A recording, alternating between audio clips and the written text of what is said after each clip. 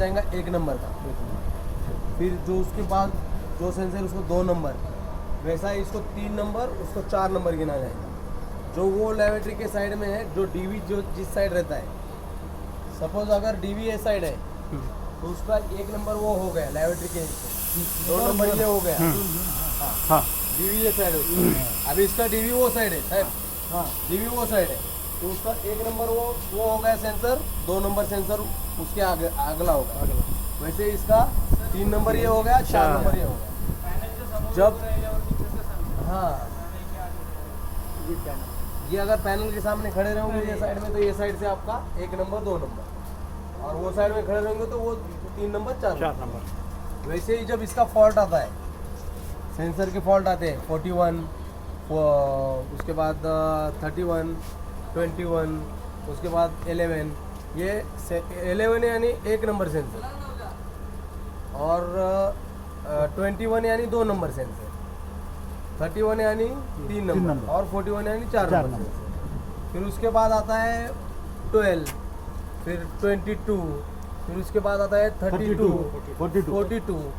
ये भी सेंसर के ही कोड है, लेकिन उसका काम अलग है। अभी जैसे कि 41 आया, तो 41 आने पर आपको वो सेंसर अटेंड करना है, लेकिन उसका क्या अटेंड करना है, उसका कनेक्टर ठीक से बैठाया गया, कहीं पर वायर कटाया गया, कहीं पर रोलर में अगर 4 नंबर और 2 नंबर का सेंसर तुम देखने जाओगे तो रोलर के बीच में, कहीं पर अगर वायर रोलर के बीच में आ गया, कर्व पे वो अगर उसमें बीच में फंस गया तो वो वायर दबा हुआ रहता है। फिर उसको कट करके, या तो फिर नया सेंसर डालो, कट करने का प्रोविज़न नहीं है, लेकिन अगर आपके पास सेंसर नहीं है तो आप कट करके उसकी वायर, जैसे कि रेड को रेड, वाइट को वाइट लगाइए।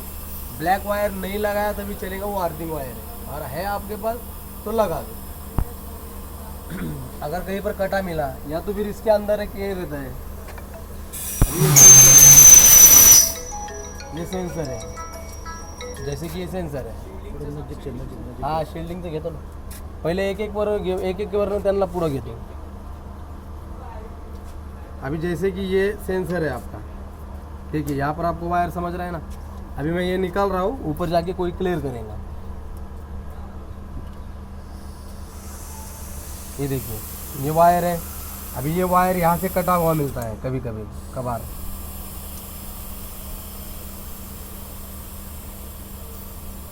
ये सेंसर पूरा आपको ठीक दिखता है, लेकिन यहाँ अंदर इसके वायर कटे हुए मिलते हैं कभी कभार। ये देखिए, ये जो वायर रहते हैं यहाँ से कटे हुए मिलते हैं। तो फिर इसको क्या करने का, निकालने का, इसके पिन निकालने के लिए आपको नोज प्लायर चाहिए। नोज प्लायर, सर्किल प्लायर और नोज प्लायर में बहुत ज़मीन आसमान का फ़र्क है। सर्किल प्लायर अलग काम करता है, नोज प्लायर अलग काम करता है।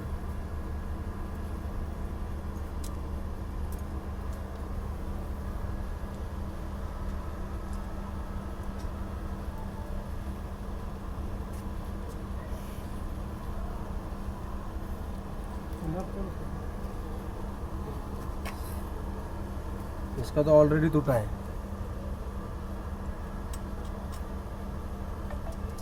और ये देखिए, ये जो पॉइंट है ना, ए बी सी, ए में रेड वायर रहता है, बी में वाइट वायर रहता है, और सी में ब्लॅक वायर रहता है, जो कि आर्थिंग का काम करता है। ABC म्हणजे प्रत्येक कंपनीचं वेगळं वेगळं आहे। आता आपलं ABC आहे, दुसऱ्याचं काय असं। आता माझ्या ह्याच्यात 3च वायर आहेत, फेवलीला बघितलं तर मग 4-5 वायर आहेत, एस्कॉटला 4 वायर आहेत।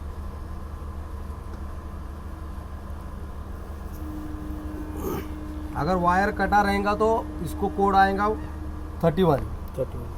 अगर इसका गैप मेंटेन नहीं रहेगा तो इसको आएगा 32 कोड।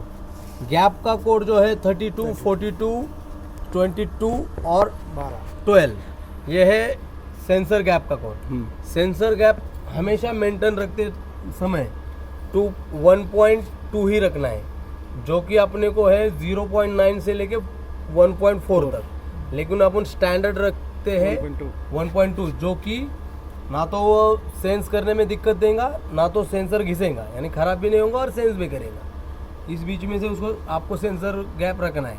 हाँ, आपके पास सिम्स नहीं है, वो नहीं है, वो बात की बात है, लेकिन अपने को 0.9 भी नहीं रखना है, जो कि वो मिनिमम में आता है। अब उससे maximum सेंसर मैक्सिमम में भी नहीं रखना है, वो शायद सेंस नहीं कर नहीं सकता। कर पाएगा। हाँ दोनों के बीच रखो। अभी ये होगा इसका सेंसर का समझ में आया आपको? सेंसर के क्या क्या कोड आते हैं, क्या क्या देखना है, समझ में आया? वायर कट जर काय वाटलं तर परत विचारा, मी परत सांगतो.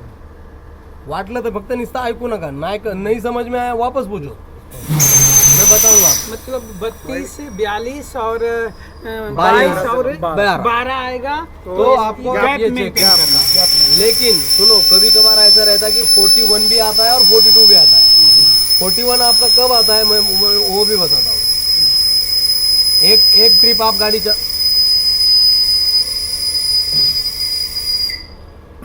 एक ट्रिप आप गाड़ी चलाओगे कि 42 आया था, 95 आया, मैंने क्लियर कर दिया ना, गाड़ी 99 हो गया.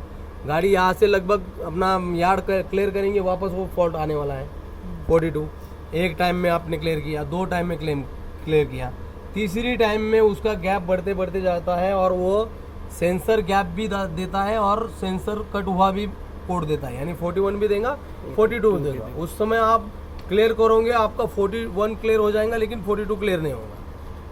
जब आप गैप मेंटेन करोगे फिर आपका 42 क्लियर होगा, लेकिन उसके लिए आपको क्लियर बटन दबाना है, S3 बटन दबाना है.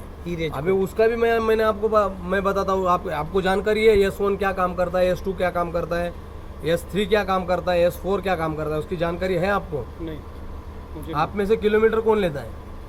वो गैंग नहीं है, वैसे थोड़ा बहुत हम लोग जानते हैं सर. S1 S4 दबा करके किलोमीटर लेते हैं. S1 S4 दबाओगे एक साथ. नॉर का, नॉर S1 S4 दबाओगे आपको किलोमीटर आ जाएगा.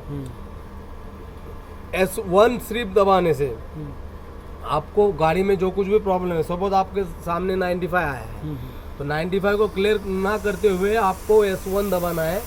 S1 दबाने पर आपको पता चलेगा कि गाड़ी में वही सेंसर का प्रॉब्लम आया था, डंप वॉल का प्रॉब्लम आया था या कुछ आया था.